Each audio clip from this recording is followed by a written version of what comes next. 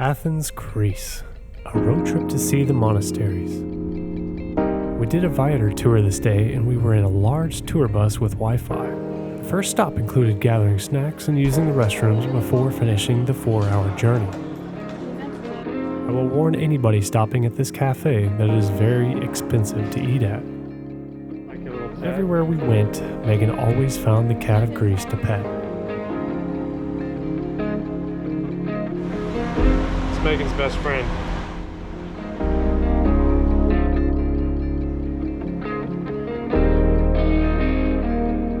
After, we started our journey to the mountains.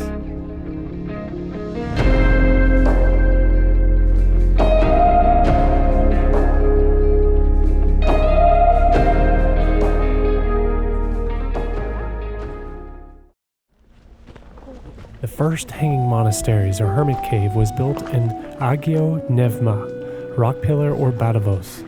It was occupied in 980 AD by Varnavas, who wanted to be closer to God and be cut off from all worldly things. Before Varnavas, the hermit monks in 800 AD had been coming into Meteora to live in the rock fissures and hollows.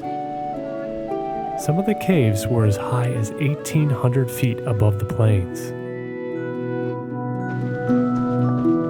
The hike to the first monasteries was very short and relatively easy. The other monastery that is bigger and more noticeable was built around 1400 AD, and the one beside that I did not get any shots of was dedicated to Saint Agios Nikolaos.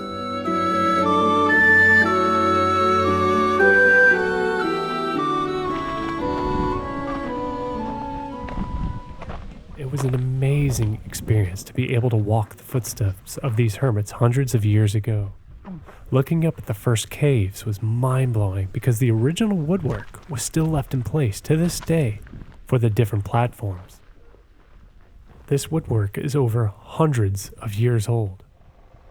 Back towards the bus, there were other structures built into the caves. These were either storage areas or used as shelters for many years. Next stop was the lunch break. Our tour we booked included the lunch at a local restaurant. They had different options that even catered towards those who were gluten-free. Immediately after, we traveled over to the St. Nicholas Anapapsas monastery, founded in the 14th century and later renovated in the 16th century AD, and again in the 1960s. To get to it, there are 178 steps to climb. This is after you climb to the base. How's the walking, Megan? It's so bad. I'm so full. There's also an elevator, but it is only used by the monks who live there. I was super excited to have actually gotten the chance to go to these hanging monasteries because it is where young Indiana Jones explored with his father in the TV series and got stuck halfway up the cliff.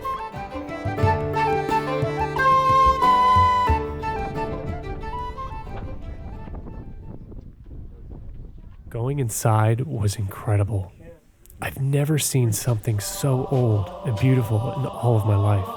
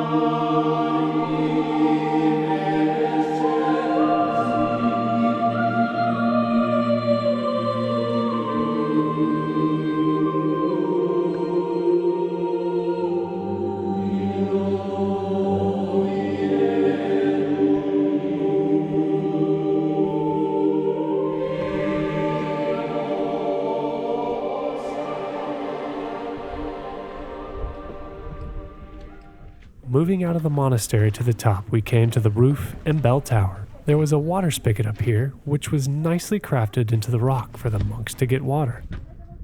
On the upper terrace, the views were gorgeous, looking out over the plains below. we eventually ventured to the bell tower, which was up another story or two above the upper terrace.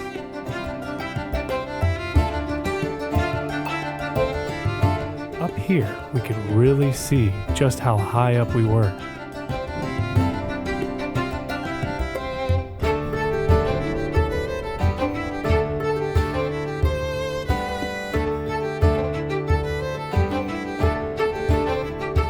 Searching down below, you can see other forgotten ruins on cliffs and plateaus that monks lived in or on before, hundreds of years ago.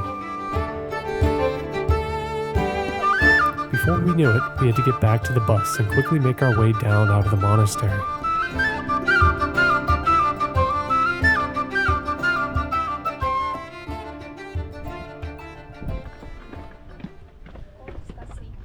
On our way to the next monastery, we made a few stops for photos and could see where we had been before.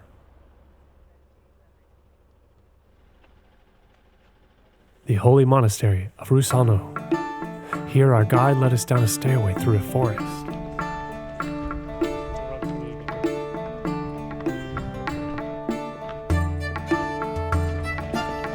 The guide made it easy so we could be going down the whole way to the monastery and to the bus. Most every monastery we came across had beautiful little gardens with essentials growing in them.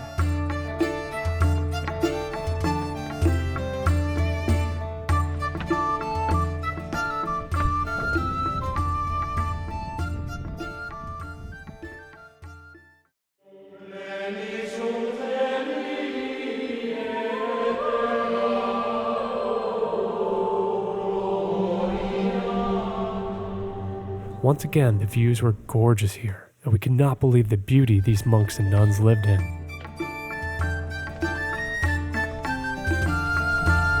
We once again set off and walked down more flights of stairs to get to the bus.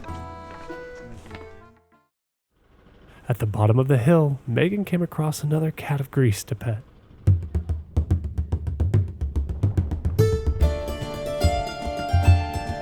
The next stop was a giant overlook of the monasteries and plains below. Here you could get some picturesque panoramic photos or videos.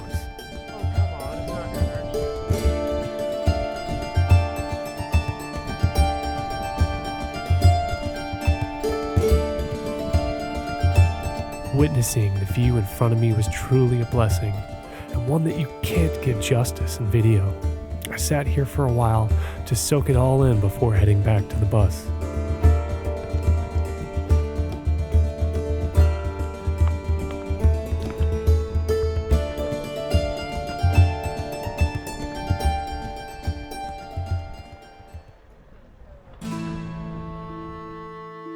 The last monastery on our list for the day was the St. Stephen Monastery, where the earliest of its foundation dates back to 1191 or 1192 AD. Eventually, more buildings were erected on the rock for functional purposes and grew to what it is today. In 1961, the monastery became a convent for nuns.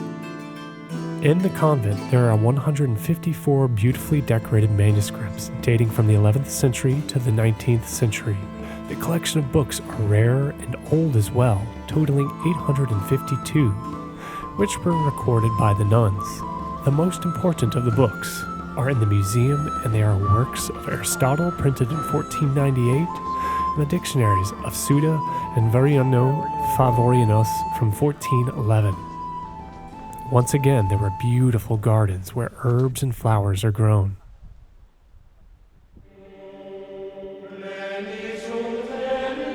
The inside of the chapels are gorgeous and encompass works of art that are astonishing to the eye.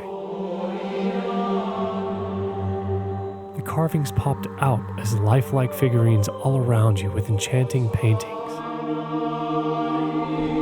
Venturing outside, you see the mesmerizing view of the village and plains below from the convent.